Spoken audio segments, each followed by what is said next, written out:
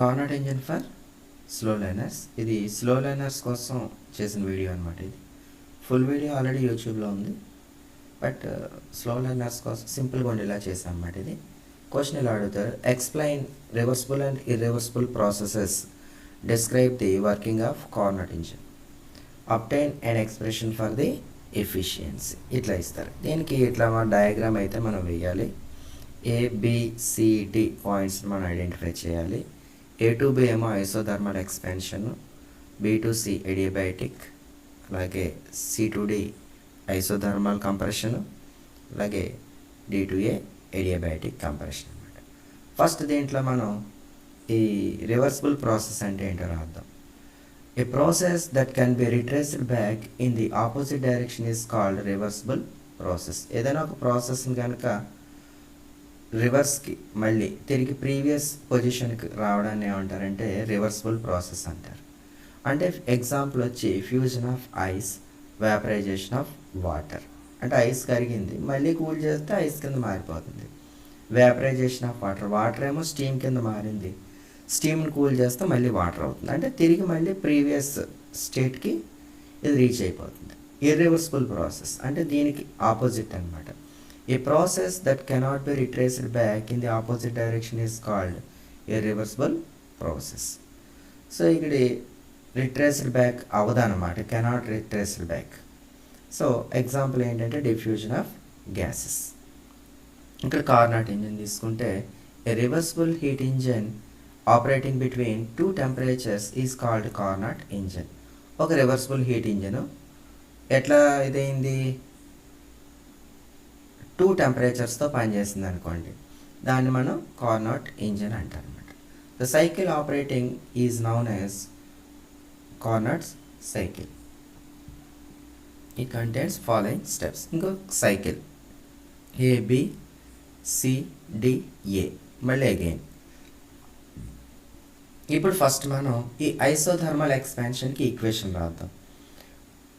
ఈ ఈక్వేషన్స్ ఎలా వచ్చాయి అనేది కూడా ఆల్రెడీ మన యూట్యూబ్లో ఉంది video.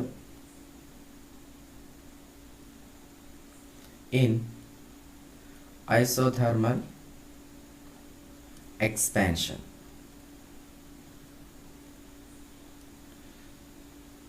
From A to B, ఈ గ్రాఫ్లో A to B అనమాట ఐసోథర్మల్ ఎక్స్పాన్షన్. దీనికి ఏంటి అంటే W1 ఈజ్ ఈక్వల్ టు అంటే వర్క్ డన్ అనమాట, Q1 అంటే heat is equal to RT1 log of V2 by V1. ఇక్కడ వాల్యూమ్, చేంజ్ ఇన్ వాల్యూమ్ అనమాట. ఇక్కడ V2 అంటే ఫైనల్ వాల్యూమ్, ఇది initial volume, this is initial temperature. This is equation number 1. Next అంటే ఈ equation ఎలా వచ్చింది అనేది కూడా మన ఛానల్లో ఉందన్నమాట, మీరు కావాలంటే చూడొచ్చు. సెకండ్ ఏంటి, adiabatic expansion. Adiabatic expansion, adiabatic expansion ఎక్కడి నుంచి ఎక్కడికి, B to C, B నుంచి C వరకు అన్నమాట.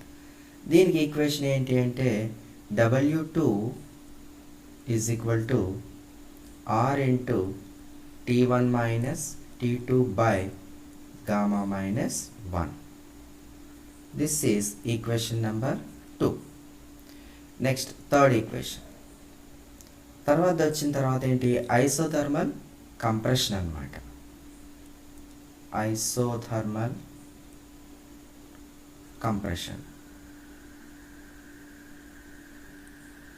ఇది ఎక్కడి నుంచి, C to D ఈ ప్రాసెస్ జరిగేది అనమాట. దీనికి కంప్రెషన్ అనేటప్పటికి ఏంటిది, ఆపోజిట్ డైరెక్షన్, వర్క్ డన్కి ఆపోజిట్ డైరెక్షన్ అనమాట. అప్పుడు ఏమవుతుంది, W3 is equal to RT2 log of V4 by V3. ఇందాక V2 by V1 వచ్చింది, V4 by V3 వచ్చింది. సో ఇది కంప్రెషన్ కాబట్టి W3 is equal to minus r T2 log of V3 by V4. మ్యాథమెటికల్గా logarithm వాల్యూస్ని కనుక reverse చేస్తే ఇక్కడ మనకి నెగిటివ్ సైన్ అనేది వస్తుంది అనమాట. అయితే దీన్ని ఇంకా సింప్లిఫై చేయాలంటే కొంచెం ప్రాసెస్ ఉంది, బట్ నేను చెప్పింది స్లో లెర్నర్స్ కాబట్టి but V3 by V4 is equal to V2 by V1 ఇట్లా రాసేయండి సరిపోతుంది దీనికన్నమాట. W3 is equal to minus RT2 of log of V2 by V1. ఇది equation number 3. Next equation number 4th equation ఏంటంటే in adiabatic compression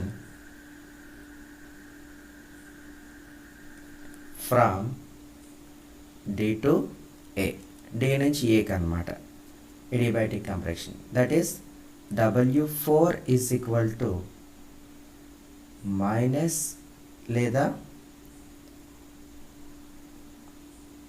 R into T2 minus T1 whole divided by gamma minus 1.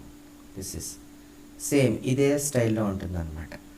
అయితే ఇక్కడ reverse కదా, ఇది compression కదా, దీన్ని ఎలా రాయొచ్చు అంటే మనం W4 is equal to minus R into T1 minus T2 by gamma minus 1. This is equation number 4. అంటే ఇక్కడ గామా అంటే ఏంటి అంటే the ratio of CP and CV. Just mention చేస్తే చేయండి, లేకపోతే లేదు. ఇప్పుడు మనం ఏం కట్టాలంటే టోటల్ వర్క్ డన్ కట్టాలి. టోటల్ వర్క్ డన్, ఈ టోటల్ వర్క్ డన్ కట్టాలి అంటే W is equal to W1 plus W2 plus W3 plus W4. 4 kinds of works జరిగినాయి కదా ఇక్కడ మనకి మొత్తం. This is first equation, second equation, this is third equation, this is fourth equation. ఈ నాలుగిటిని మనం some చేస్తాం అనుకోండి, ఏమవుతుందో చూద్దాం. W is equal to W1 అంటే ఎంత, RT1 log of V2 by V1 plus W2 అంటే ఎంత, R into T1 minus T2 by gamma minus 1. W3 అనేది ఈ ఈక్వేషన్, ఇక్కడ ఫైనల్ ఈక్వేషన్ వేయాలి. సిస్ నెగిటివ్ ఉంది కాబట్టి minus RT2 log of V2 by V1. ఇంకా W4 అంటే సేమ్ ఇదే ఈక్వేషన్ కానీ నెగిటివ్లో వస్తుంది, minus R into T1 minus T2 by gamma minus 1. ఫైనల్గా ఈ 2 ఈక్వేషన్స్ క్యాన్సిల్ అయిపోతాయి అన్నమాట. So W is equal to, ఇక్కడ R కామన్ తీస్తే ఈ ఈక్వేషన్ మిగిలినాయి. సో ఈ 2 ఈక్వేషన్స్ని కామన్ తీస్తే R ఇంటూ T1 ఇందులో T2 minus T2 log of V2 by V1. ఇది టోటల్ వర్క్ డన్. కానీ మనకి ఏం కావాలి, ఎఫిషియన్సీ కావాలి. ఎఫిషియన్సీ అంటే ఏంటంటే దీని యొక్క దక్షత అనమాట. ఇది ఎయిర్ లెవెల్లో వర్క్ చేయగలుగుతుంది. That is eta is equal to W by Q1. ఇక్కడ W అంటే ఏంటి, ఫైనల్ అవుట్పుట్ అనమాట. Q1 అంటే ఏంటి, ఇన్పుట్ ఆఫ్ హీట్. సో ఎప్పుడు ఎఫిషియన్సీ కట్టినా కూడా అవుట్పుట్ బై ఇన్పుట్ అనమాట.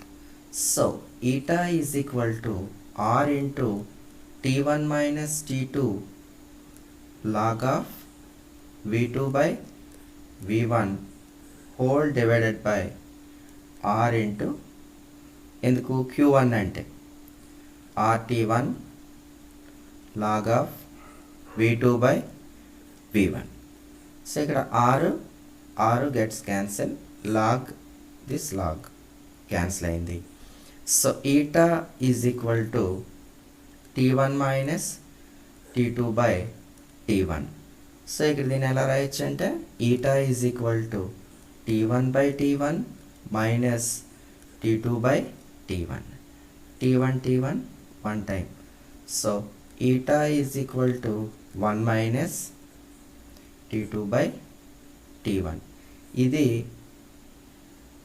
హీట్ ఇంజిన్ యొక్క ఎఫిషియన్సీకి ఈక్వేషన్ అనమాట. This is final equation. ఇది ఏంటంటే ఎస్పెషల్లీ ఫర్ స్లో లెర్నర్స్, అంటే డైరెక్ట్గా బుక్ చూసి రాయలేని వాళ్ళు జస్ట్ ఈ మ్యాటర్ రాసి ఈ డయాగ్రామ్ వేసి ఈ ఈక్వేషన్ కనుక మీరు రాయగలిగితే మీరు డెఫినెట్గా మార్క్స్ స్కోర్ చేస్తారనమాట.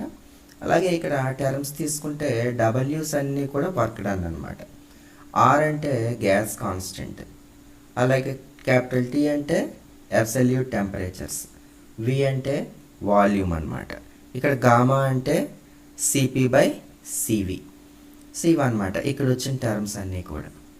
సో దీన్ని ఒకసారి ప్రాక్టీస్ చేయండి. మీరు ప్రాక్టీస్ చేస్తే డెఫినెట్గా, ఎందుకంటే చాలా ఇంపార్టెంట్ అనమాట ఈ క్వశ్చన్ పబ్లిక్ ఎగ్జామినేషన్లో. బుక్లో చదవాలి అంటే అంత ఈజీ కాదు. సో అందు గురించి ఏంటంటే ఇక్కడ సింపుల్ మేనర్లో చెప్పాను మీకోసం. Okay, thank you.